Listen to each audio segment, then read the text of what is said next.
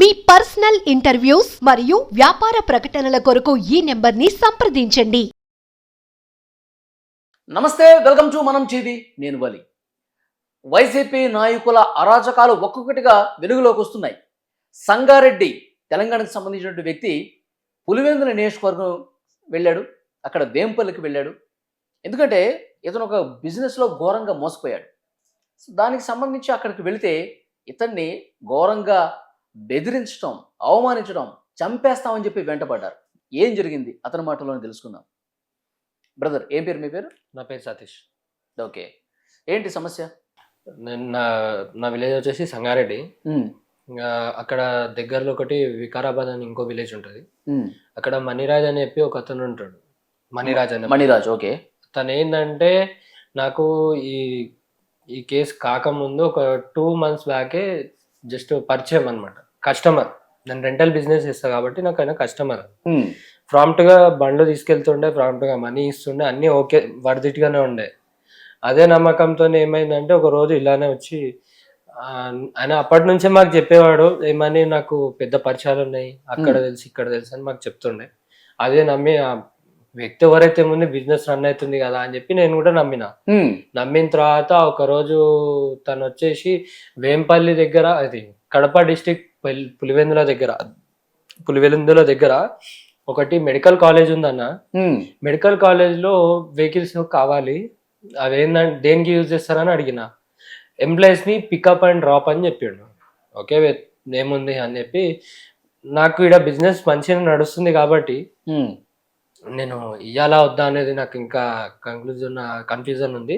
కొద్దిగా టైం కావాలని చెప్పి. ఇప్పుడు ఆంధ్రప్రదేశ్ కి పంపిస్తున్నారు మీ వెహికల్స్, అక్కడ మెడికల్ కాలేజ్ కు వాడుతూ ఉన్నారు. మన వెహికల్స్ అక్కడికి వెళ్తున్నాయి కాబట్టి ఓనర్ మీరు కాబట్టి కొంచెం డైరెక్ట్ డీలింగ్ అని చెప్పి మీరు అనుకోలేదు ఆ టైంలో? అనుకోలేదు సార్, ఎందుకంటే ఈయననే డీలర్ అని చెప్పాడు మాకు. ఓకే, మధ్యవర్తిగా నేను ఉంటా, నేను అన్ని చూసుకుంటా, ఏదైనా ప్రాబ్లం వచ్చినా నేనే కేర్ తీసుకుంటా, నా మీద నమ్మకంతోనే వెహికల్స్ ఇవ్వండి అని అడిగాడు. ఓహో, అది నమ్మినాం మేము. ఇచ్చినాం. ఒక 3 వెహికల్స్ ఆలోచించుకొని ఎట్లయినా ఇప్పుడు బిజినెస్, ఆ టైంలో బిజినెస్ కొద్దిగా డల్ ఉండే నాది. ఇక మంత్లీ ఎట్లయినా ప్యాకేజ్ వస్తాయి, ఈఎంఐస్ కట్టుకోవడానికి ఈజీగా ఉంటుంది, నాకు కూడా 4 రూపాయలు మిగులుతాయి.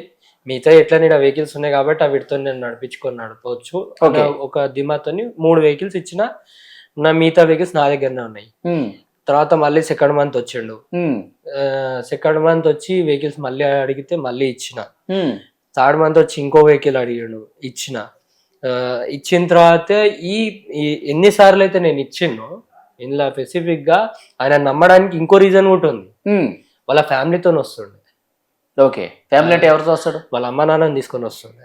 ఓకే, ఇప్పుడు ఇంట్లో వాళ్ళ ఫ్యామిలీలో, ఇప్పుడు మా ఇంట్లో అయినా కానీ సపోర్టివ్ ఉంటేనే కదా నేను ఇంత దాకా వచ్చింది. నేను కూడా ఒక బిజినెస్ ఫ్యామిలీతో వస్తున్నాడు కాబట్టి కొంచెం నమ్మకం అనిపించింది, పర్ఫెక్ట్ ఉంటదని. ఇక తర్వాత ఏమైంది, 4th month లో రెంట్ నాకు రాలే. ఆ 3 నెలలు మంచి ఇచ్చిండు. 4th month మొత్తం ఎన్ని వెహికల్స్ ఇచ్చారు మీరు? టోటల్ 8 వెహికల్స్ ఇచ్చాం. 8 వెహికల్స్ ఇచ్చినాం. అయితే ఆ 8 వెహికల్స్ కరెక్ట్ టైంకి పేమెంట్లు వేస్తుండే, అన్ని నార్మల్ గానే యథావిధిగానే నడిచినాయి. 4th month నుంచి ఆయన మాకు రెస్పాన్స్ సరిగ్గా ఇయ్యకపోవడు, ఫోన్ స్విచ్ ఆఫ్ పెట్టుడు, ఇవన్నీ అయినాయి. ఇక నేను ఏం చేసిన అంటే ఇది ఇట్లా అయితే కాదు అని చెప్పి వాళ్ళ ఇంటికి వెళ్ళిన, ఫోన్ స్విచ్ ఆఫ్ వచ్చిందని. ఎట్లయినా అమ్మా నాన్న వచ్చిరు కదా, వాళ్ళ అమ్మా నాన్న నన్ను అడుగుదాం అన్న నమ్మకం. వికారాబాద్ లో వాళ్ళ ఇల్లు ఏంటి, వాళ్ళు మొత్తం తెలుసా నీకు అంతకుముందు? నాకు ఆధార్ కార్డు ఉంటుంది, నేను ఆధార్ కార్డు పెట్టుకునే ఇస్తా వెహికల్స్. ఆయన ఆధార్ కార్డు నా దగ్గర ఉంది, ఇప్పుడు కూడా ఉంది. ఆధార్ కార్డు ఒకటి సరిపోద్దా? ఆధార్ కార్డు, లైసెన్స్, ఆయనకు సంబంధించింది ఒక ఫోటోగ్రాఫర్, అవి ఇచ్చేటప్పుడు. అది స్టార్టింగ్ లో స్టార్టింగ్ లో నాకు కొత్తగా వచ్చిన ఎవరైనా కస్టమర్ ఉంటే వాళ్ళకి తీసుకుంటుండే. ఒకసారి నమ్మకం ఆయన మీద కలిగిందంటే ఆ తర్వాత కంటిన్యూ అయిపోతాం. ఎందుకంటే నాది బిజినెస్ కాబట్టి ప్రతిసారి నేను ఆయన దగ్గర నుంచి అన్ని తీసుకోలేను కదా. అదే నమ్మి ఇచ్చేసిన నేను. అయితే అటు కాక ఈసారి వాళ్ళ అమ్మ నాన్న తీసుకొని వచ్చింది కాబట్టి ఇంకా నమ్మకం కుదిరింది. అందరినీ కలిసి చేసుకుంటుండు. నాకు కూడా 4 రూపాయలు మిగిలితే వానికి కూడా పేమెంట్ సరిగా రాలేదు, నీకు డౌట్ వచ్చింది. వికారాబాద్కి వెళ్ళిన. వికారాబాద్కి వెళ్తే అక్కడ నాకు ఎంక్వైరీ చేస్తే ఏంటంటే ఇట్లా మన్రాజ్ అనేటోడు ఇట్లా నా కారు తీసుకొచ్చిండు, మరి నా వెహికల్స్ ఏడున్నాయో ఆయనకే తెలియాలి, మరి నాకు వెహికల్స్ కనిపిస్తలేవు, పేమెంట్ కూడా వస్తలేదు, ఆన్సర్ కూడా లేదు, ఫోన్ స్విచ్ ఆఫ్ వస్తుందని 4గురిని అడిగితే సీదా వాళ్ళు ఒకటే మాట చెప్పారు, మీ కార్లే కాకుండా చాలా మంది కార్లు తను తీసుకెళ్ళిండు, ఏడికి పోయాడో తెలియదు, మేము అడిగేటక్కల ఆ లొకేషన్ లో వాళ్ళ ఇల్లు వాళ్ళ పేరెంట్స్ అందరు వెళ్ళిపోయారు, ఎవరు లేరు. కుటుంబంతో సహా ఎస్కేప్ అయ్యాడు, కుటుంబంతో సహా వెళ్ళిపోయిన తర్వాత వీళ్ళు చెప్పిన దానికి చూస్తే ఇది ఇష్యూ పెద్ద ఉంది కాబట్టి నేను ఎట్లయినా మోసపోయినా నాకు అర్థమయ్యి నేను స్టేషన్కి పోయినా, సంగారెడ్డి పోలీస్ స్టేషన్కి పోయి మా సంగారెడ్డి స్టేషన్లో నేను కంప్లైంట్ ఇచ్చిన, సార్ పలానా వ్యక్తిని ఇట్లా నేను నమ్మి వెహికల్స్ ఇచ్చిన, నన్ను చీట్ చేసి పారిపోయాను, జర ఇట్లా ఏం చేసి నాకు జర నా కార్లు ఇప్పియండి అని చెప్పి మేము అడిగినాం. అడిగిన తర్వాత ఎవరు అన్ని డీటెయిల్స్ ఇచ్చేసినాం, మీరు అంతా కేసు చెప్పి ఒక ఎఫ్ఐఆర్ ఏమంటారు స్టేట్మెంట్ రాసి ఇచ్చేసిన, అయిపోయింది మొత్తం. అయిపోయిన తర్వాత పోలీసు వాళ్ళు లెంకనికి కూడా రెడీ అయిపోయారు, అంత అయిపోయింది. ఈయన ఏమైంది సడన్లీ ఒకరోజు మాకు న్యూస్ వచ్చింది, ఇక్కడ జీడిమెట్ల అనే దగ్గర దొరికిండు. ఏ విషయంలో దొరికిండు, సేమ్ యాజ్ ఇట్ ఈస్ ఇంకొక ఆ ఏరియా నేను ఎట్లయితే మోసం చేశాడో అట్లాగే అక్కడ కేసు ఉందో ఆ కేసు దొరికిండు. ఓకే. అయితే ఆ పోలీస్ స్టేషన్ నుంచి మాకు కాల్ వచ్చింది, ఎందుకంటే కేసు నేను పెట్టిన కాబట్టి నాకు వచ్చింది కాల్ వస్తే మరి ఇట్లా మణిరాజ్ని పట్టుకున్నాం, మీ కూడా వెహికల్స్ ఉన్నాయని చెప్పి కంప్లైంట్ కనిపిస్తుంది, ఒకసారి వచ్చి ఏమన్నా మాట్లాడుకొని మన అడ్రస్లు కావాలి, కార్లో ఏమన్నా కావాలంటే వచ్చి మాట్లాడుకోండి అని చెప్పి అక్కడ ఎస్ఏ ఆ టైంలో మాకు కాల్ చేసిండు. ఓకే.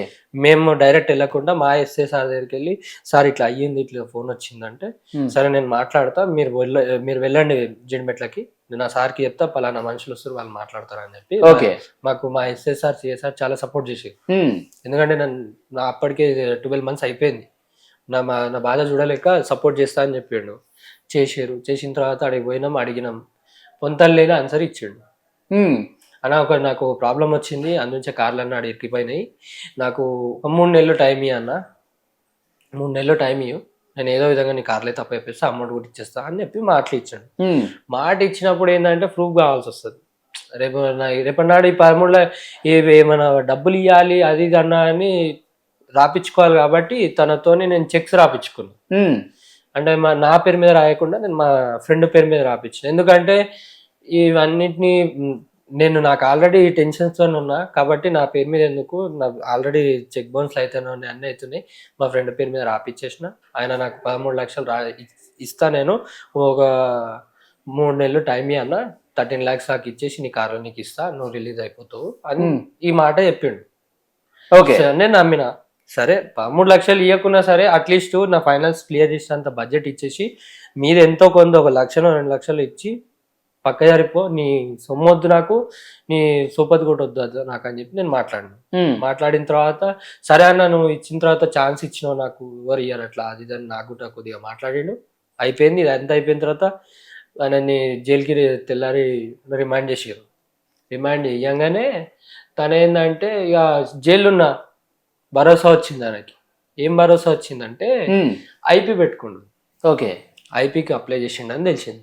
ఐపీ పెట్టుకున్నాడు అనగానే నాకు భయమైంది, ఎందుకంటే ఐపీ పెట్టుకున్న మనిషి దగ్గరికి మనం పోయి ఏం అడగలేము కూడా, ఎందుకంటే మన అంటే ఆయన కోర్టు దగ్గరికి పోతాడు. ఓకే, లేదంటే లోకల్ పోలీస్ స్టేషన్లో నా మీద ఒక ఎఫ్ఐఆర్, నా మీద అటాక్ చేసిండు అని చెప్పి ఒక ఎఫ్ఐఆర్ తో సింపుల్గా నన్ను ఇరికిచ్చేస్తాడు. కాబట్టి నేను ఫస్ట్ ముందస్తుగా ఏం చేసిన అంటే అదే మా సార్ని అడిగి, సార్ ఇట్లా వాళ్ళతో మీటప్ అరేంజ్ చేయండి, ఒకసారి నేను మాట్లాడాలనుకుంటున్నా, బతిమలాడుకుంటా ఒకసారి లాస్ట్ అండ్ ఫైనల్ అంటే చెల్లపల్లి జైల్లో ఆయన ఉండడం తెలిస్తే నన్ను అడిగి తీసుకెళ్ళారు. ఓకే, తీసుకుపోయి ఆయన ఆడ కాకుండా మా సంగారెడ్డి టౌన్ పిఎస్కి తీసుకొని వచ్చారు. నేను కూడా ఉండే వెహికల్లో, నేను కూడా పోయినా, అడిగిన దారి పొంట అది ఇంత మోసం చేస్తామని నేను ఎక్స్పెక్ట్ చేయలే. అయ్యింది అయిపోయింది, నాకు ఏం వద్దు ఆయన, ఇప్పటికి 6 నెలలు అవుతుంది, దండం పెడతాను కారణం నాకు ఇచ్చేసి, ఏదైనా మాట్లాడేది ఉంటే మేము మాట్లాడతాం అని ఆ టైంలో కూడా నేను మాట్లాడితే తన ఆన్సర్ ఏంటంటే సైలెంట్గా ఉండు, నేను ఏమన్నా ఉంటే లాయర్తో మాట్లాడుకో, ఈ మాటలు వినిపించినాయి. సరే ఇవి నాశనం అయిపోతావు నువ్వు అనుకొని నేను కూడా బాధ ఆడుకుంటా సపడా బయటకు వచ్చి, సెకండ్ నేను తీసుకున్న స్టెప్ ఏంటంటే నా కార్ల దగ్గరికి నేను వెళ్ళాలి. నేను పోతే నా కార్లు నాయి కాబట్టి నేను పోయి అడిగితే నా కార్లు నేను తీసుకోవడానికి యాక్చువల్గా అక్కడ వేంపల్లిలో మెడికల్ కాలేజీ దగ్గర అవసరం ఉందని చెప్పి నీ దగ్గర తీసుకుని అక్కడ ఇచ్చాడు. పులివెందులలో మెయిన్ కాలేజ్ పులివెందుల. నాకు అడ్రస్ ఇచ్చింది పులివెందులది. ఓకే, జిపిఎస్ అప్పటిదాకా నేను ట్రాక్ చేయలేను. ఎందుకు చేయలేను అంటే ఈ మనిషి ఆల్రెడీ జైల్లో ఉన్నాడు, అన్ని ఇన్ని ఉన్నాయి కాబట్టి వాంది ఏముందో మనకు తెలియదు కాబట్టి వాళ్ళు మాట్లాడుకొని ఏమన్నా సెటిల్మెంట్ చేసుకొని నా కార్లో నాకు ఇస్తారన్న నమ్మకం ఉండే నాకు. ఓకే, అప్పటిదాకా నేను ట్రాక్ చేయలేదు. ట్రాక్ చేసిన ఇమ్మీడియట్లీ ట్రాక్ చేస్తే నా వెహికల్స్ ఒక ఎంపీటీసీ వైఎస్ఆర్సీపీ ఇప్పుడు ప్రజెంట్ ఆమె ఎంపీటీసీ అదే విలేజ్ కి, ఓకే ఆమె ఇంటి దగ్గర బ్లూ కలర్ పోలో ఉండే, ఈ శంకర్ రెడ్డి దగ్గర ఇంకో పోలో ఉండే, ఈ ఒక ఆయన ఫర్టిలైజర్ షాప్ ఉంటది ఒకటి, ఆయన దగ్గర వర్ణ ఉండే. ఇట్లా అందరి దగ్గర వెహికల్స్ ఆర్డర్నే ఉన్నాయి. వాళ్ళందరూ వైసీపీ వాళ్ళనా? వాళ్ళందరూ అక్కడ. ఓకే, వాళ్ళకి ఇచ్చేసాడు ఈ మెడికల్ కాలేజ్ స్టాఫ్ ఇదంతా ఏం లేదు? ఏం లేదు, వాళ్ళకి ఇచ్చేసిండు. వైసీపీ వాళ్ళకి ఎట్లా అమ్మేశాడు? వాళ్ళకి అమ్మిండా తాకట్టు పెట్టిండా మనకు తెలియదు ఆ మూమెంట్ లో. వాళ్ళు చెప్పిందాక తెలియదు. వాళ్ళు చెప్పిన విషయం ఏంటంటే మాకు తాకట్టు పెట్టిరు, అమ్మలే తాకట్టు పెట్టిండు అంటే, సరే తాకట్టు పెట్టుకోరు, మరి ఏ ప్రూఫ్ తో పెట్టుకోరు మీరు తాకట్టు అని అడిగినా నేను. నువ్వు డైరెక్ట్ అక్కడ పులివెందులు వెళ్ళిపోయావు, వేంపల్లికి వెళ్ళిపోయావు. ఫస్ట్ ఇప్పుడు డైరెక్ట్ పోలీస్ స్టేషన్ పోకుండా నేను వాళ్ళ దగ్గరికి వెళ్ళాను. ఎందుకంటే మేము అడగాలి ఫస్ట్, అసలు ఏం జరిగిందో తెలియకుండా సీదా పోలీస్ స్టేషన్కి పోయినాం అనుకో, ఇంకోటి ఏదైనా పెద్ద పెంట ఏదైనా నెత్తి మీద పడుతుంది అని చెప్పి. ఎందుకంటే ఇక్కడ అబ్స్కాండ్ అయ్యి జైలుకు పోయేంత సీన్లా అంత పెద్ద కేసులా వాడు ఇరికిండు కాబట్టి నాకు కూడా వెళ్ళను ఒక దాంట్లో వీళ్ళు ఎట్లా ఇరికిస్తారని భయంతో ఫస్ట్ పోయి వాళ్ళ దగ్గర ఏం జరిగింది కనుక్కుంటే, వాళ్ళు అన్నారు తాకట్టు పెట్టుకున్నాం మేము, బండికి 2 లక్షలు ఇచ్చినాం, 3 లక్షలు ఒక 5 లక్షలు ఇచ్చిన అంటాడు, కూడా 8 లక్షలు ఇచ్చిన అంటే బండి అమ్ముతే రావు పైసలు అవి. ఓకే, నా బండ్లు అమ్ముతే రావు 8 లక్షలు. నా పోలో జస్ట్ నేను 3,80,000 కొన్నా. ఆ 3,80,000 కార్కి నేను 5 లక్షలు ఇచ్చినాను ఒకడు వచ్చిండు. ఓకే, ఏ తెలివితో ఇచ్చిర్రు? సరే ఇచ్చిర్రు, సరే మీరు వానికి మీకు ఏదైనా రిలేషన్ ఉండొచ్చు కాబట్టి మీరు ముందు పరిచయం ఉంటేనే కదా అన్ని లక్షలు మీరు ఇస్తారు. ఆ ఊర్లో అంత మంది కలిసి మీరు పైసలు ఇచ్చారంటే మీకు ముందే తెలుసువాడు, అంటే మీరు కలిసి చేస్తారు కాబట్టి ఇగో మీరు 8 లక్షలు ఇచ్చినా ఏమి ఇచ్చినా నాకు సంబంధం లేదు. ఓనర్ని నేను, నా పేరు మీద వెహికల్ ఉంది, నా ప్రమేయం లేదు, నా అడ్రస్ లేదు, నా ఆధార్ కార్డు లేదు మీ దగ్గర, అట్లీస్ట్ ఫోన్ నెంబర్ ఉందా అంటే ఫోన్ నెంబర్ కూడా ఇప్పుడు బండ్లు వాళ్ళు వాడుకుంటున్నా నీ పేరు మీద ఉన్నాయి, ఇంకా నా పేరు మీద ఉన్నాయి వెహికల్స్. అవి అన్ని ప్రూఫ్స్ నా దగ్గర ఉన్నాయి. మరి నాకు ఒక్క ఫోన్ అన్నా చేసి పలానా మనిషి వచ్చిండు వెహికల్ ఇట్లా గిరి పెడతా అంటుండు, మీరు ఓనర్ అంట కదా, మీకు ఓకేనా అని చెప్పి నాకు ఏమైనా కాల్ చేసి అడిగిరా? మీరు అడగలేరు. మీరు వెహికల్స్ కి తాకట్టు పెట్టుకురు, డబ్బులు ఇచ్చేసారు, కళ్ళు మూసుకొని పైసలు ఇచ్చేస్తారు, అన్ని ఇచ్చేస్తారు. మేమేమో పిచ్చోళ్ళం, కార్లు కొన్నోళ్ళం, మేము నీకు ఎట్లా కనిపిస్తున్నాము, నా కారు నాకు ఇయ్య అని చెప్పి నేను అడిగిన. ఓకే, డైరెక్ట్ ఎంపీటీసీ వాళ్ళని అడిగిన డైరెక్ట్, నా కారు నాకు ఇయ్యండి, కేసు నడుస్తుంది ఏమన్నా ఉంటే వాళ్ళకు కూడా సజెషన్ ఇచ్చినాం మేము ఆ టైంలో. మీకేమన్నా సమస్య మణిరాజుతో ఉంటే, మీరు నిజాయితీగా ఉంటే, ఇప్పుడు నాది నిజాయితీగా ఉన్నా నేను ఏం చేయలేను, నేను దొంగతనం కూడా చేయలేను, ఏం చేయలేను. నేను 4 దగ్గర అప్పు తెచ్చుకొని కార్లు చేసుకొని ఏదో బిజినెస్ చేసుకొని ఎదుగుదామని వచ్చినాను. అప్పుడప్పుడే లైఫ్ స్టార్ట్ అవుతుంది నాది. మీరు వచ్చి ఇలా పెట్టుకుంటే నా లైఫ్ ఏం కావాలి, నా ఇంట్లో ఏం కావాలని నేను అడిగిన. అడిగితే వాళ్ళ ఆన్సర్ ఏంటంటే మేము ఇట్లని చేస్తాం. సింపుల్ ఒకటే ఆన్సర్, మేము ఇట్లని చేస్తాం. ఎక్కువ తక్కువ మాట్లాడారు. ఏం పేరు ఎంపీటీసీ పేరేంటి? భారతి. ఇప్పుడు ఎంపీటీసీ, అప్పుడు మెంబర్ అంతే, అంటే ఆ పార్టీకి సంబంధించిన ఆమె. ఇప్పుడు ఎంపీటీసీ ఆ ఊరికి. అయితే ఆమె ఏమన్నది వల్గర్ గా మాట్లాడింది. ఇలా కట్టేసేయండి, ఎంతమంది వచ్చారు అంతమంది, మా ఎంబడి ఫ్రెండ్స్ ఉన్నారు కదా వాళ్ళని కూడా కట్టేసేయండి, పోలీసు వాళ్ళు వస్తే పోలీసు వాళ్ళని కట్టేసి అందరినీ కట్టేసేయండి, వాడు వచ్చిన తర్వాత మాట్లాడుకుందాం, అప్పటిదాకా ఎవరిని కూడా ఇవ్వద్దు నుంచి అని చెప్పి మాట్లాడారు. ఓకే, మాట్లాడితే నేను అన్న పద్ధతి కాదు ఇది, మీకు ఒకటి అర్థమవుతుందో లేదో, మీరు చేసింది వానికి ఇచ్చిరా వీనికి ఇచ్చిరా వానికి మీరు ఏం రాసుకోరో నాకు తెలియదు, వాడు కాదు దొంగ, మీ దగ్గర దొరికినాయి అంటే మీరు దొంగలవుతారు, నా కార్లు మిస్ అయినాయి అని చెప్పి నేను కంప్లైంట్ ఇచ్చినాడు. మీకు ఒకటి అర్థమవుతుందా, పలానోడు మమ్మల్ని చీట్ చేసి కార్లు ఎత్తుకపోయింది అని చెప్పినాం. ఆ దొంగ సొమ్ము కొన్నోళ్ళని ఏమంటారు, దొంగలే అంటారు. కాబట్టి మీరు దొంగతనం కేసులో ఇరకాల్సి వస్తుంది, ఆలోచించుకొని మాట్లాడండి అంటే, మమ్మల్ని ఎవరు ఆపేటోళ్ళు లేరు, మేము ఎవరు మనుషులం తెలుసా? ఎవరు మనుషులు అంట? వైఎస్ఆర్సీపీలా అవినాష్ మనుషులం మేము, ఎంపీ అవినాష్ మనుషులం మేము, మా దగ్గరకు వస్తావాను, మమ్మల్ని అడిగితే దమ్ముందా నీకు? ఈ ఊరు ఎట్లా దాటితో చూస్తాను నేను, ఇప్పుడే ఈయన చంపేస్తా, ఒక్క రూప్ కూడా దొరకదు నేను చంపితే, మాకు ఏరియా ఇది చంపేస్తా ఉన్నారు అక్కడే, ఒక్క ప్రూఫ్ కూడా దొరకకూడదు చంపేస్తాను మేము. ఏమనుకుంటున్నావు నువ్వు నా దగ్గరకు వచ్చి అడగానికి? నువ్వు నాకు ఇచ్చినావా అని మాట్లాడుతున్నారు, నువ్వు నాకు అడిగి డబ్బులు ఇచ్చినావా అని, నేను నాకు అడగని నువ్వు డబ్బులు ఇచ్చినావు, నాకు చెప్పినావు ఆ పైసలు ఇస్తున్నా అని, నాకు ఏమన్నా ఫోన్ చేసి పర్మిషన్ తీసుకున్నా? నేను తాకట్టు పెట్టుకొని ఇంత పెద్ద బిజినెస్ స్టార్ట్ చేసినా, తాకట్టు పెట్టాలని అనుకుంటే నేనే పెట్టుకుంటా, నాకు లీగల్గా ఫైనాన్స్ దొరుకుతాయి, నీ దగ్గర ఇట్లా డబల్గా నేను ఆడడానికి రాదు, నాకు బిజినెస్ ఉంది, ఏదో ఒకటి అసలు ఫైనాన్స్ వాళ్ళు బాధ్యత గల ప్రజాప్రతినిధుల స్థానంలో ఉన్నారు కదా వాళ్ళు. ఎవడన్నా ఒక బండి తీసుకొచ్చి తాకట్టు పెడుతుంటే ఇది వాడు కొట్టుకొచ్చాడా లేకపోతే ఎక్కడి నుంచి తీసుకొచ్చాడు మినిమం చిన్న ఒక ఎగ్జాంపుల్ చెప్తా అన్న. ఒక చిన్న బైక్ తీసుకెళ్ళి 40,000 వస్తుంది వితౌట్ ఆర్సీ. బండి తీసుకపోయేవారు ఏదైనా అమ్మనికే ట్రై చేసినా అని అది వాందా కాదా అని చెక్ చేసుకున్న తర్వాతనే కొంటారు ఎవరైనా. కొంటారు, లేదంటే తాకట్టు పెట్టుకున్నా అని వాళ్ళ ఇంట్లోతో మాట్లాడి పెట్టుకుంటారు.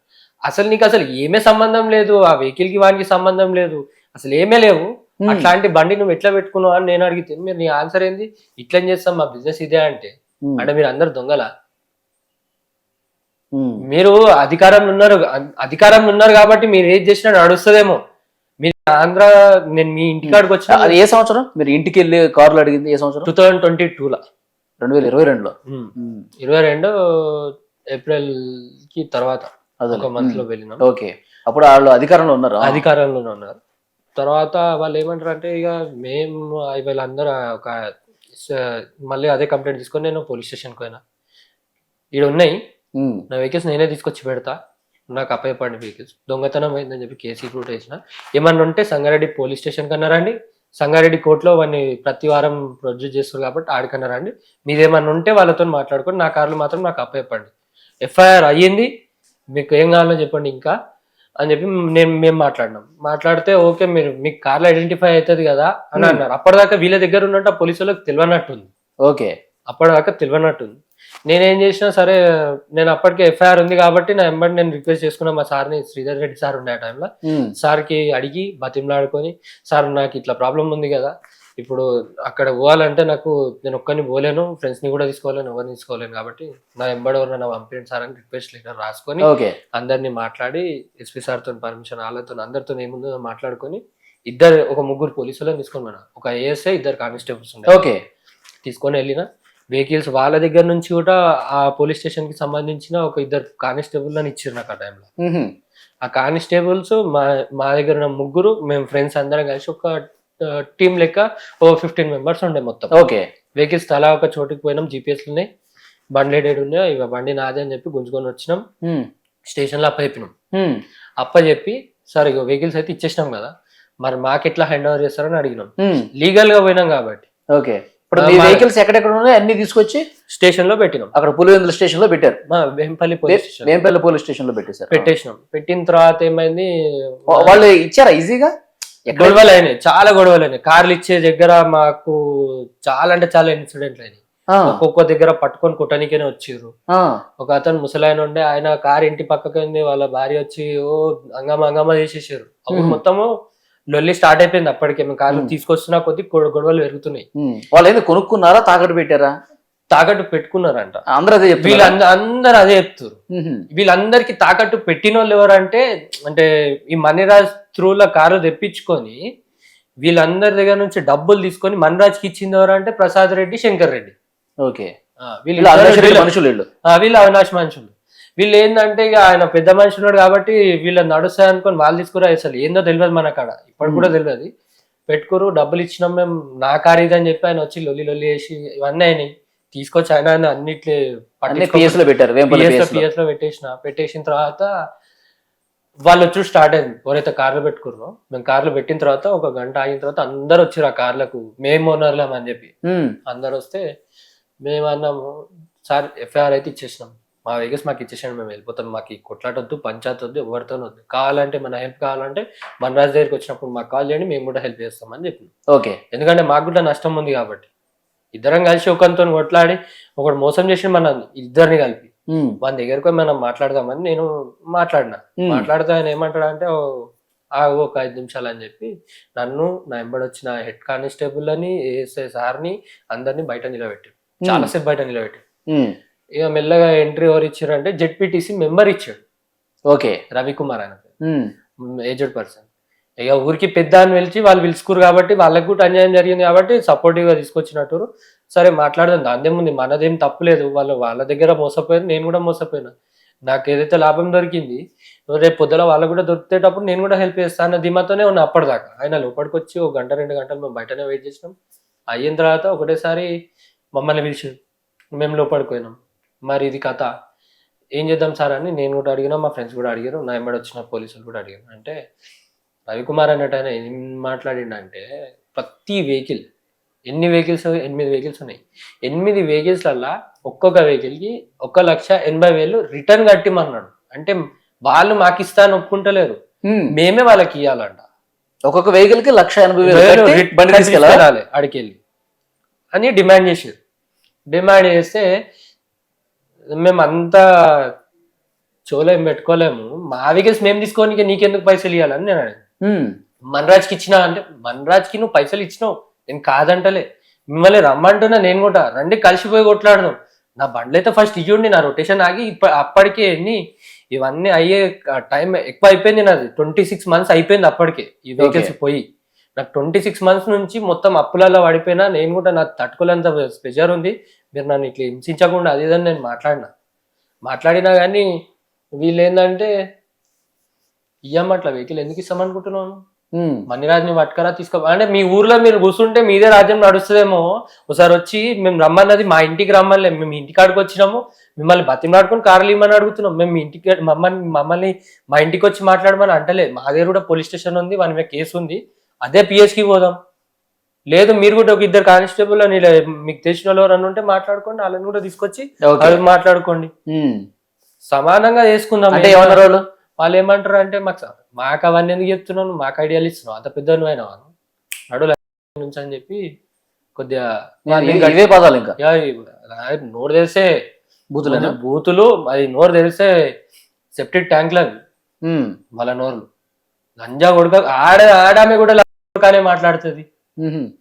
నాకు ఒకటి అర్థం కాదు, వాళ్ళు తీసుకున్న సొమ్ము నాది, అడగనికే పోతే నన్ను కొట్టనికే తిట్టనికేనే ట్రై చేస్తున్నారు. ఆ స్టేషన్ లో ఉన్న పోలీసులు ఏం చెప్తున్నారు, వాళ్ళు అక్కడనే వాళ్ళకి భయపడి సపోర్ట్ ఇస్తురా, లేకుంటే మన పైసలు తీసుకురా మనకు తెలియదు కాదు, అది మన ఊరు కాదు కాబట్టి.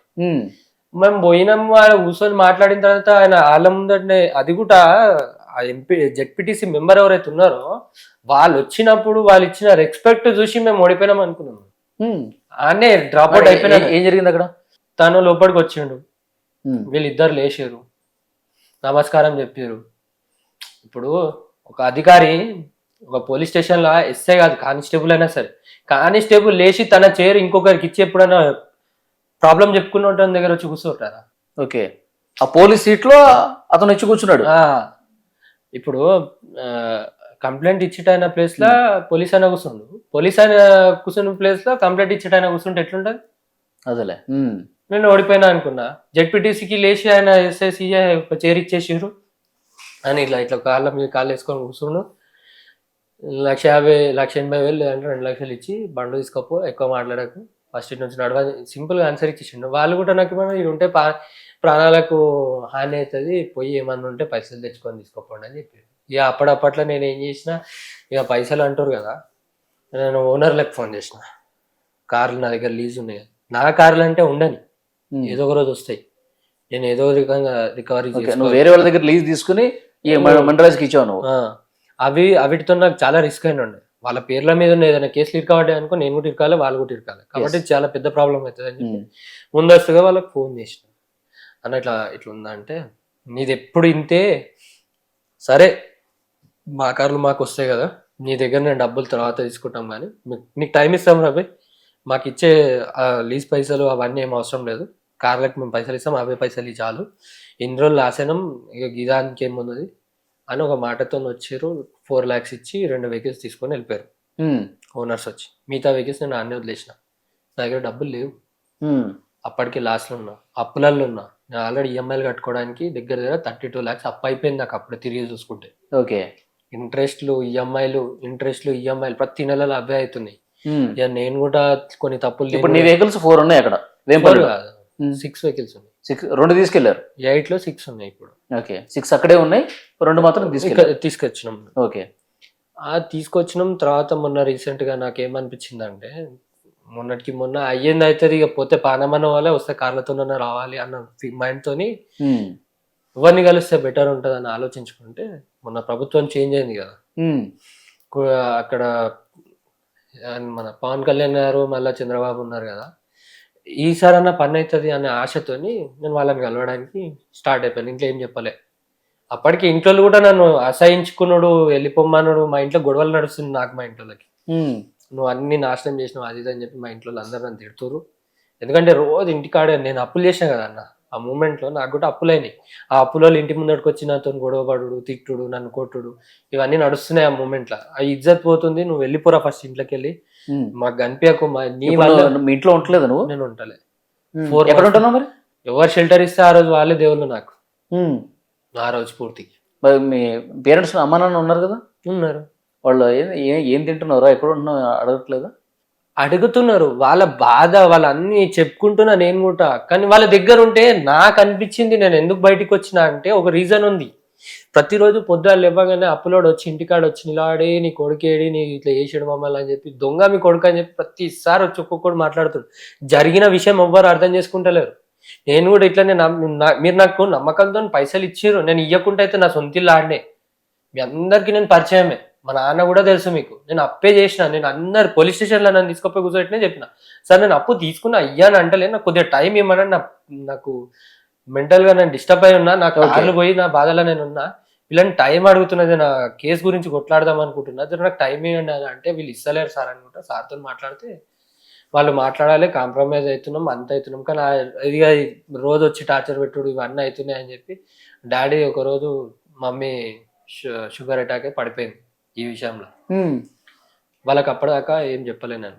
అప్పులు చేసిన సంగతి తెలియదు, ఏం తెలియదు. సడన్గా అందరూ ఒక రోజు ఇంటి ముందటికి వచ్చేసి గొడవ చేసేటక్కడ మమ్మీకి షుగర్ అటాక్ అయింది, పడిపోయింది. ఇంత పెద్ద పని చేసి ఈరోజు నా మా అమ్మ నాన్నకి అంత రిస్క్లో పెట్టి, మా అన్నయ్య ఎంఆర్ఎఫ్ ఎంప్లాయ్, రేపు పొద్దున ఏదన్నా న్యూసెన్స్ పెద్దగా అయ్యి ఈ అప్పులు చేసుకొని వాళ్ళ తమ్ముడు అప్పులు చేసి ఇట్లా అది చేసిండు ఇది చేసిండు అని మాట్లాడితే మా అన్నకు కూడా రిస్క్. ఇవన్నీ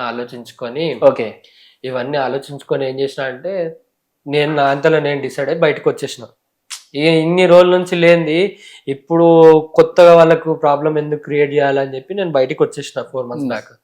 వచ్చిన తర్వాత రోడ్ల మీద అక్కడ ఇక్కడ ఉండు తినుడు అన్నీ చేసిన. ఇక తర్వాత ఆలోచించుకొని ఇప్పుడు చెప్పినా అన్న ఇట్లా మళ్ళీ ఆంధ్రాకి పోయి సీఎం సార్ దగ్గర కలుద్దామని ట్రై చేసిన. అంతట్లో పట్టినే పవన్ కళ్యాణ్ సార్ని కలిస్తే ఇంకా తొందరగా అవుతుందని చెప్పారు నాకు. ఇట్లా అక్కడ అడిగితే పోయి అపాయింట్మెంట్ తీసుకుందామని పోయి ఒక 2 days ఆడనే ఉన్నా. పార్టీ ఆఫీస్ ముందరనే పడుకున్నా, మళ్ళీ ఎక్కడ పోలే. ఓకే, పార్టీ ఆఫీస్ ముందరనే పడుకున్నా. షెడ్స్ ఉండే, అది గ్రీవెన్స్ షెడ్లు ఉండే, అందులోనే ఒక సైడ్ పోయి ఎవరికి తెలియకుండా పడుకున్నా. లేచిన మళ్ళీ అడిగి లాస్ట్కి ఒక రోజు వచ్చింది, గ్రీవెన్సే ఉండే ఆడ. నెక్స్ట్ డే ఎమ్మెల్యే ఉండే, ఒక మేడం వచ్చింది అడిగి. ఓకే, మాధవి మేడం పేరు ఉంటుంది ఆమె, ఆ ఊరు ఎమ్మెల్యే, మంగళగిరి ఎమ్మెల్యే. ఆ మేడం మంగళగిరి ఎమ్మెల్యే లోకేష్ గారు. ఇంకెవరు వచ్చారు? లేడీస్ ఉండే వాళ్ళ దగ్గరికి వెళ్ళిన, ఇది నా ప్రాబ్లం అంటే ఒక లాయర్ని అపాయింట్ చేశారు కడపలో కోర్టు నుంచి. ఒక లాయర్ అండి, ఆ లాయర్నితో మాట్లాడుకొని నీ ప్రాబ్లమ్ సార్ట్అవుట్ చేస్తారు, ఏం టెన్షన్ తీసుకోక బాబు అని చెప్పి నచ్చజెప్పి బయటికి పంపించారు. సింపుల్గా ఆడ నచ్చజెప్పారు, కానీ నాకు పని కాదు. ఎందుకంటే నేను ఆల్రెడీగా నా ట్రయల్స్ ఒక ఏఎస్ అంతమందిని తీసుకపోతేనే పని కాలే. ఒక లాయర్తో పోయి కలిసి సింపుల్గా మేడం బండ్లు ఇప్పియండి అంటే వాళ్ళు రిస్క్లో పడతారు. విన్నది ఎవరు నీ సమస్య, నీ బాధ విన్నది ఎవరు అక్కడ ఆఫీస్లో గ్రీవెన్స్కి వచ్చిన వాళ్ళు, అక్కడ ఆఫీసర్స్ విన్నారు. అంత అయిపోయింది. తర్వాత ఇప్పుడు వాళ్ళని కూడా రిస్క్ వేసినట్టే అయిపోతుంది. ఒక మనిషిని లేడీస్ని తీసుకపోయి ఇట్లా కార్లు ఇట్లా ఉన్నాయని చెప్పి మనం అడిగితే, ఇప్పుడు వెంబడి ఇంతమందిని తీసుకపోయినప్పుడే వాళ్ళు నా మీదకి అటాకింగ్ వచ్చారు. ఒక మనిషిని తీసుకపోయి ఆడ ఇరకబెట్టుడు ఎందుకు అని చెప్పి ఆలోచించుకొని మళ్ళీ సీఎం గారి ఆఫీస్కి వెళ్ళిన. చంద్రబాబు గారి ఆఫీస్ ఉంది ఆడనే మంగళగిరిలో. ఆడికి పోతే రిసెప్షన్లో చెప్పారు, రేవతి మేడం అని మీద ఉంటారు, వాళ్ళని కలవండి మీ ప్రాబ్లమ్ సార్ట్అవుట్ అవుతాయి. పోయి కలిసిన తర్వాత మేడం ఏం చేసింది, వడ్లరామయ్య సార్ అని ఉంటాడు ఆడ, పెద్ద మనిషి, ఆ సార్ని కలిస్తే నీ పని 2 days అయిపోతుంది అని చెప్పేసి నాకు ఒక భరోసా ఇచ్చారు. నేను కూడా నిజంగానే పోయినా. మేడం అప్పట్లోనే ఒక ఆడ గ్రీవెన్స్ నడుస్తుంది, అయిపోయిన తర్వాతనే పోయి ఈ విషయం పెద్దది కాబట్టి, ఇది మోసం, ఇది దొంగతనాలు, ఇవన్నీ ఇంతమంది పెద్ద మనుషులు ఉన్నారు కాబట్టి అలోన్గానే చెప్పాల్సి వస్తుంది, ఎవరు ఏ మనిషి ఉంటారో అని చెప్పి అందరు పోయిన తర్వాత పర్సనల్గా పిలిచి నాకు మాట్లాడారు. నేను ఇది మొత్తం ఇట్లా అయ్యింది, ఇట్లా సో ఇట్లా ప్రాబ్లంలో నేను ఇరుకోవడం సార్, నన్ను ఎట్లయినా కాపాడండి, నాకు ఎవ్వరు లేరు, నేను ఇప్పుడు 4 months నుంచి ఇంటి బయట ఉన్నా, నాకు ఇప్పుడు ఉపాధి కూడా లేదు, ₹1 జోబులో లేదు, మీ దగ్గరకు వచ్చినప్పుడు కూడా నేను అప్పు చేసే మీ దగ్గరకు వచ్చిన, అవే పైసలతో నేను ఉంటున్నా సార్, నాకు ఏదైనా హెల్ప్ చేయండి అంటే సార్ ఏం చేసిండు, ఎస్పీ సార్కి ఫోన్ చేసి చెప్పాడు, సార్ ఇట్లా సతీష్ అనే అబ్బాయి తెలంగాణ నుంచి వచ్చిండు, ఇట్లా ప్రాబ్లం ఉంది, ఇట్లా వెంపల్లిలో అందరు కలిసి వాడిని కొట్టనీకి చంపనీకి ట్రై చేస్తారంట, జర ఒకసారి పోయి మాట్లాడాన కార్లు ఏమన్నా ఇచ్చేసేయమనండి అని చెప్పాడు. సరే అని చెప్పి నేను రమ్మని చెప్పండి అని చెప్తే నాకు అపాయింట్మెంట్ ఇచ్చారు ఆ రోజు ఎస్పీ సార్. సిసిని కలిసి ఎస్పీ సార్ దగ్గరికి పోయి కలిసిన, మాట్లాడినా, అంతా అయిపోయింది. నెక్స్ట్ డే రమ్మని చెప్పారు నన్ను. నెక్స్ట్ డే ఒక ఇన్స్పెక్టర్, సబ్ ఇన్స్పెక్టర్ నెంబర్ ఇచ్చారు, ఆ నెంబర్కి కాల్ చేయి మీ ఎంబడి వచ్చి కార్లు ఇప్పించిపోతారని చెప్పారు. సరేనమ్మా, ఇట్లయితే పని అయితే కానీ నేను కూడా హ్యాపీగా ఫీల్ అయిపోయి రెస్ట్ తీసుకొని నెక్స్ట్ డే ఫోన్ చేద్దామని కాల్ చేసే ముందే న్యూస్లో అప్డేట్ ఏమొచ్చిందంటే ఎస్పీ సార్ ట్రాన్స్ఫర్ అయ్యండి. అరే ట్రాన్స్ఫర్ అయ్యండి అనగానే ఇప్పుడు నా పని ఆగిపోతుంది. నేను ఇప్పుడు ఈయన లేనప్పుడు నేను నన్ను ఒక్కరిని పోయినా అనుకోండి, మళ్ళీ అదే సీన్ రిపీట్ అవుతుంది. ఈ మళ్ళీ ఎందుకు రిస్క్ తీసుకోవాలి, మళ్ళీ నేను నమ్మకంతో ఒకరి కాళ్ళ మీద పడి అడిగిన కదా, వాళ్ళ దగ్గరకు వచ్చి ఇంకేదైనా సజెషన్ ఇస్తారని చెప్పి మళ్ళీ విజయవాడకే వచ్చిన. మళ్ళీ సార్ దగ్గర వల్లరంగ సార్ దగ్గరికి వెళ్ళి, సార్ ఇది పరిస్థితి, ఇట్లా నా ట్రాన్స్ఫర్ అయిందంట సార్, జర ప్లీజ్ ఏదైనా చేయండి అంటే మళ్ళీ సారే రిస్క్ చాలా అంటే చాలా హెల్ప్ చేసిండు. వల్లరామయ్య సార్ చాలా అంటే చాలా హెల్ప్ చేసిండు. ఏంటంటే డిఎస్పీ సార్కి కాల్ చేసి, పలానా అబ్బాయి ఇట్లా తెలంగాణ అంటే ఇట్లా మీ ఊర్లో ఇట్లా అయ్యింది, జర మాట్లాడండి అని చెప్పి పులివెందుల డిఎస్పీ సార్కి ఫోన్ చేస్తే రమ్మను అని చెప్పి పోయి ఫోన్ చేసిన. నువ్వు ఒక్కరిని పోగలుగుతావా అని అడిగిడు నన్ను. పోగలుగుతా సార్, మీరు సపోర్ట్ చేస్తా అంటే. సరే నేను మాట్లాడిన తర్వాతనే నువ్వు అంటే కొద్దిసేపు వెయిట్ చేసిన. నాకు పోలీస్ స్టేషన్ ఎస్ఐకి సిఐకి కాన్ఫరెన్స్లో పెట్టి, ఆ పిల్లాడు వస్తున్నాడు, ఆ గీత కూడా పడకుండా ఆ పిల్లాడిని మళ్ళీ రిటర్న్ పంపించాల్సిన బాధ్యత ప్లస్ ఆ కార్లు ఇచ్చి పంపించాలి మీరు అని చెప్పి ఆర్డర్స్ చెప్పిండు వాళ్ళకి. నేను రమ్మంటే పోయిన తర్వాత ఏమైంది, వెహికల్స్ ఏవేవని అడిగారు, నెంబర్స్ అన్ని ఇచ్చేసిన, వెహికల్స్ నెంబర్ ఇచ్చేసిన. ఇచ్చిన తర్వాత ఒక కానిస్టేబుల్ని ఇచ్చారు. నైట్ 10 AM అయింది. ఒకసారి అయితే నీకు ఏరియాలు తెలుసు అన్నావు కదా, వెహికల్స్ ఉన్నాయో నీకు తెలుసు అన్నావు కదా, పోయి సర్చ్ చేసాడు, వెహికల్స్ ఉంటే నాకు ఫోన్ చేయని చెప్పి. సరే అని పోయి చూసినాం, కనిపించలే వెహికల్స్ ఏవి కూడా కనిపించలే. చిన్న డౌట్లు ఏంటంటే వీళ్ళు ఏమైనా వెహికల్స్ ని మాడిఫికేషన్ ఏమైనా వేసుకొని కూడా వాడతారు కదా, ఎట్లనే దొంగలు దొరకొద్దా అంటే ఏదో ఒకటి చేయాలి కదా. ఓకే, ఆ తీరులో నేను ఆలోచించిన తర్వాత వీడికి వచ్చిన తర్వాత వాళ్ళ పాసింగ్ బండ్లను లింక్ కూడా స్టార్ట్ చేసినాను. సరే అని చెప్పి నేను లెంకితో ఒక వెహికల్ నాకు ఒక మెకానిక్ షెడ్ వెనుక కనిపించింది. ఓకే, గ్రాండ్ ఐటన్ వైట్ కలర్, అది టీఎస్ పాసింగ్. ఆ వెహికల్ని నేను గుర్తుపట్టడానికి నాకైతే నా బండ్లకి ఏమేమి నేను ఎక్స్ట్రా ఫిట్టింగ్ ఏవైతే ఉన్నాయో అవన్నీ చూసి ఇది నాది అని చెప్పి నేను ఫిక్స్ అయ్యి సార్కి నా వెంబడి వచ్చిన కానిస్టేబుల్కి ఈ బండి నాది కావాల్సిందే చూసుకో అని చెప్పి నేను ఫొటోస్ కూడా చూపించి వేరియేషన్స్ కూడా చూపించిన. అప్పటి ప్రతి ఒక్క డ్యామేజ్ అట్లనే ఉంచిరాదు. ఓకే, మిగతా రేడియం మార్క్ ఏదో చేయించుకొని పెట్టుకో. ఆ డ్యామేజ్లతో ఆ బండి దొరికిపోయింది, ఐడెంటిఫై అయిపోయింది. సరే అని ఆడ నుంచి బయలుదేరినాం. ఆ వెహికల్ అన్న ఉంది, మేము బయలుదేరినాం. బయలుదేరిన తర్వాత స్టేషన్ నుంచి ఆ కానిస్టేబుల్కి కాల్ వచ్చింది, పిలిచిరు. పోయిన తర్వాత సతీష్ని 5 కార్లు ఉంటాయి 6 కార్లు అని ఎందుకు చెప్తున్నావు అంటే, 5 కార్లు ఎందుకు ఉంటాయి 6 కార్లు ఉంటాయి, ఒక కారు అడ్రస్ చూస్తే ఇక్కడ వాళ్ళ పేరు మీద రిజిస్టర్ అయ్యింది. రిజిస్టర్ ఎందుకు అయితే సార్, నా బండి మీద ప్రతి ఒక్క బండి మీద ఫైనాన్స్ ఉంది, నేను ఏ బండి కూడా కడతలేను. ఆల్రెడీ 12 months అప్పులు చేసి కట్టుకున్నా, అవి కట్టుకోలేకనే వస్తున్నాను. ఇంకా నేను ఎందుకు ఈ పని చేస్తాను నేను. ఓకే అన్న తర్వాత ఆ వెహికల్ ఏది అని అడిగిన, వర్నా ఫ్యూడిక్ అని చెప్పాడు. ఫ్యూడిక్ మనోజ్ అనేట ఆయన పేరు మీద ఉంది, నేను లీజ్కి తీసుకున్నా బండి. అది 25,000 per month నేను పే చేస్తున్నా, కావాల్సింటే మీకు అగ్రిమెంట్ చూపిమంటే అగ్రిమెంట్ కూడా చూపించిన.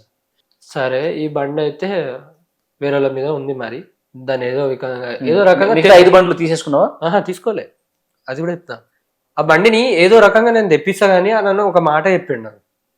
సరే వదిలేసిన తర్వాత ఇంకో బండి ఒక ఫర్టిలైజర్ షాప్ అయిన దగ్గర నాది ఇంకో బెలినో ఉందని తెలిసిన తర్వాత ఆయనను పిలిచారు.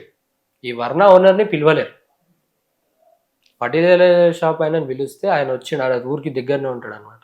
ఆయన వచ్చి కూర్చొని మాట్లాడి మీతో అందరికీ, అంటే అప్పటిదాకా నేను స్టేషన్లో ఉన్న సంగతి నాకు తెలియదు, అందరికీ కార్ల గురించి డిఎస్పీ సార్ ఆర్డర్ ఇచ్చిండట, వెహికల్స్ అన్ని తీసుకొని రమ్మన్నాడు అని చెప్పి చెప్పుకున్నట్టుండే. అందరిగా భారతి మళ్ళీ ఆ రోజు ఎంతమంది ఉన్నారో అంతమంది మళ్ళీ గ్యాదర్ అయ్యారు, మళ్ళీ వచ్చేసారు. నేను లోపల ఉన్నా. సార్ పిలిచి వాళ్ళతో మాట్లాడి వాళ్ళ వెహికల్స్ ఇచ్చేమని ఏం మాట్లాడుకోరు మనకు తెలియదు, మనం చూడలేము. నన్ను ఏమన్నారు అంటే వాళ్ళతో మాట్లాడినంతసేపు మీద వెళ్ళి ఉండు అని చెప్పి మీద కూర్చో అని చెప్పారు. నేను గా కూర్చున్నా. వీళ్ళ మాటలు పెరిగినాయి, వీళ్ళ మాటల్లో జర బయటికి నాకు వినిపిస్తున్నాయి. ఇక నేను కూడా ఎంట్రీ కావాల్సిందే, ఎందుకంటే నేను లేనిది మళ్ళీ ఆ రోజు చేసినట్టు ఏదైనా మతలబ్ చేయగలరా అని చెప్పి నేను కిందికి వచ్చింది భారతి అనే ఆమె నన్ను చూసింది. చూసి వెనక డోర్ నుంచి ఆమె, ఫ్రంట్ డోర్ నుంచి శంకర్ రెడ్డి అనేట ఆయన, శంకర్ రెడ్డి ఫ్రంట్ డోర్ లో నిలబడ్డాడు. ఎంతకెళ్ళి ఆమె వచ్చేసి సంగారెడ్డి నుంచి నీకు రాగరా లంచ్ అంటే నువ్వు మళ్ళీ వస్తున్నావా, వచ్చినావు లంచ్, అరే ఇలా కార్లు ఎక్కిచ్చేసాడు. ఏనా ఊకే ఇదేంది 6 నెలలకోసారి వస్తున్నాడు, ఇజ్జత్ తీస్తున్నాడు రోడ్ల మీద. ఇప్పుడు నా ఇజ్జత్ పోతుంది. ఏమనుకుంటుండే, నేను ఫస్ట్ కార్లు ఎక్కిచ్చేసాడు, తీసుకున్నాడు, నేను చంపేసి పాడేద్దామాట. ప్రూఫ్స్ కూడా దొరకవు. ఏముంది పోలీస్ స్టేషన్ లో మేనేజ్ చేద్దాం, మూడో కూడా దొరుకుతాడు, నడు ఫస్ట్ నేను తీసుకున్నాడు అని ఈ టైప్ లో మాట్లాడింది పోలీస్ స్టేషన్ లోపల. అన్న తర్వాత నేనేం చేసిన, ఆమె నిజంగానే ఆ మాటలే కాకుండా కొట్టడానికి మీదకి వస్తుంది, చేయలేపుతుంది అనమాట. చేయలేపుతుంటే నేను ఏమా నేను నీతో మాట్లాడడానికి రాలే, స్టేషన్కి వచ్చినా కాబట్టి నేను ఎస్ఐ సార్తోనే మాట్లాడతాను. అటు నుంచి మెల్ల వెళ్ళిపోయినా స్టేషన్ లోపల. ఎస్ఐ సార్ దగ్గరికి వెళ్ళి, సార్ ఆమె కొట్టడానికి వస్తుంది నన్ను, ఇదేంది సార్ అంటే, మేము ఉన్నాం కదా నువ్వు వెంటకి నిలబడని చెప్పి ఆయన వెనక నేను నిలబెట్టుకొని మాట్లాడి చెప్పిండు, నువ్వు కిందికి రాకు మీదనే ఉండాలి.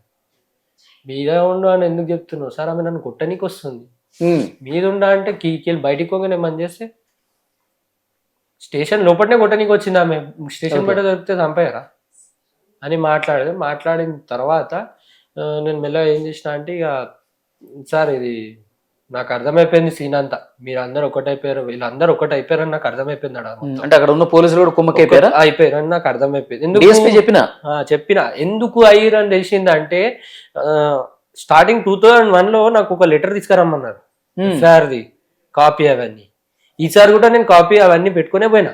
ఓకే సార్ ఫ్రెష్ గా లెటర్ తీసుకొని రమ్మని ఫోన్ చేశాను.